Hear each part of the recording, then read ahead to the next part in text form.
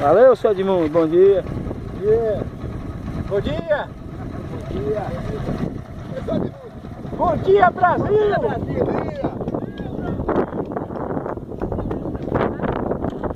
Bom dia.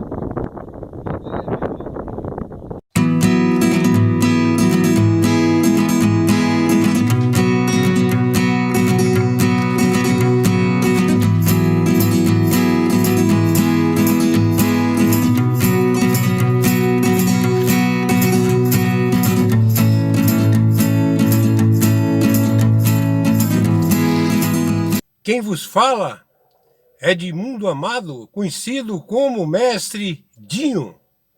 Eu sou mestre de obras e instrutor. Neste vídeo, nós vamos estudar sobre dimensionamento e detalhamento de pilares de parede. Parte 2. Considerável da armadura transversal nessas respectivas regiões. Sendo assim, esse tipo de elemento estrutural merece uma atenção específica.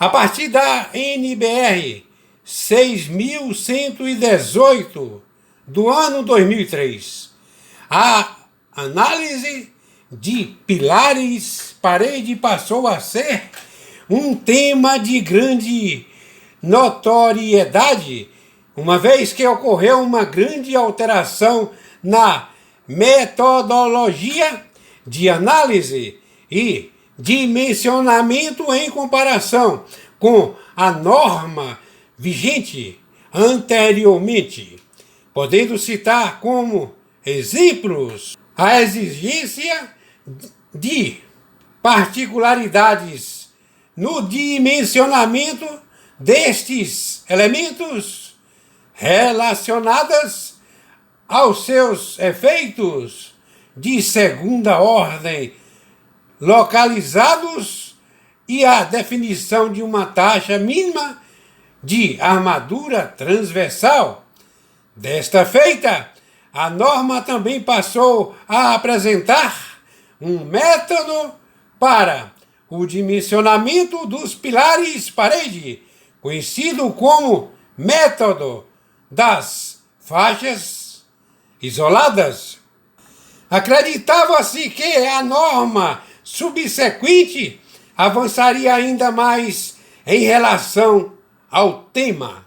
Havia expectativa de progresso com relação aos métodos adotados para o dimensionamento, considerando que alguns autores recomendam a utilização de outros métodos para análise desses pilares, como o método da malha de barras, que difere daquele referido na norma. Porém, a expectativa não foi cumprida e a última atualização da norma em 2014 não resultou em avanços significativos. Autores como José Milton de Araújo criticam o método e as análises utilizadas na norma vigente, em razão de acreditarem que estes métodos se encontram atualmente ultrapassados. Este acredita que os procedimentos e técnicas utilizadas na norma não traduzem a realidade na qual estão inseridos.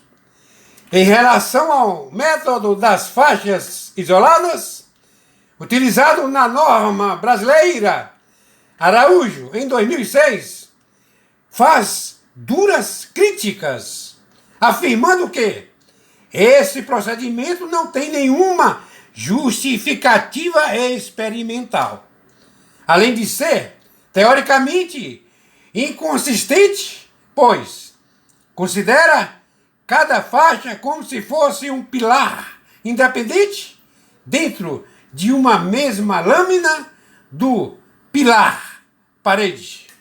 Araújo, em 2006, também faz críticas sobre a consideração da norma relacionada à geometria do pilar parede, que diz que para um pilar ser um pilar parede, em alguma das superfícies, a menor dimensão de sua seção transversal deve ser menor do que 1/5 da maior, asseverando que essa é uma classificação puramente geométrica que não leva em conta a importância dos efeitos localizados.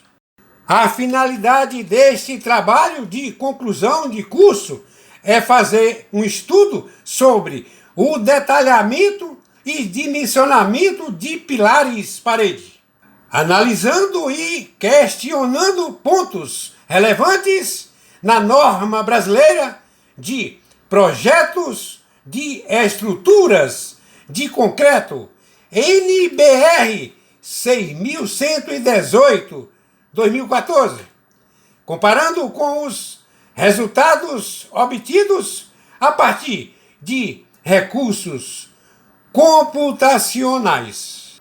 1.2.2, como está na tela. Objetivos específicos. Na sequência, estudo sobre o conceito de pilares parede e de como na NBR 6118, do ano de 2014, aborda esses elementos estruturais. Análise comparativa entre a NBR 6118, do ano 2014, e suas versões anteriores. Vamos observar que estudo e dimensionamento de pilares parede, de acordo com o método e dimensionamento de pilares parede adotado na NBR 6118, do ano 2014. Dimensionamento de pilares parede por meio de recursos computacionais usuais no mercado atual. Vamos verificar a versão 17 Prina.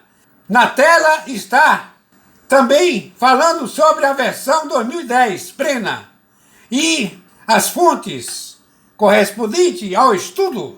A NBR 6118, do ano de 1978, ainda não utilizava o termo pilar parede para definir esses elementos estruturais. O termo parede é estrutural para definir os elementos que possuíssem o comprimento 5 vezes maior que a espessura. Além disso, regulamentava o tema de forma especial.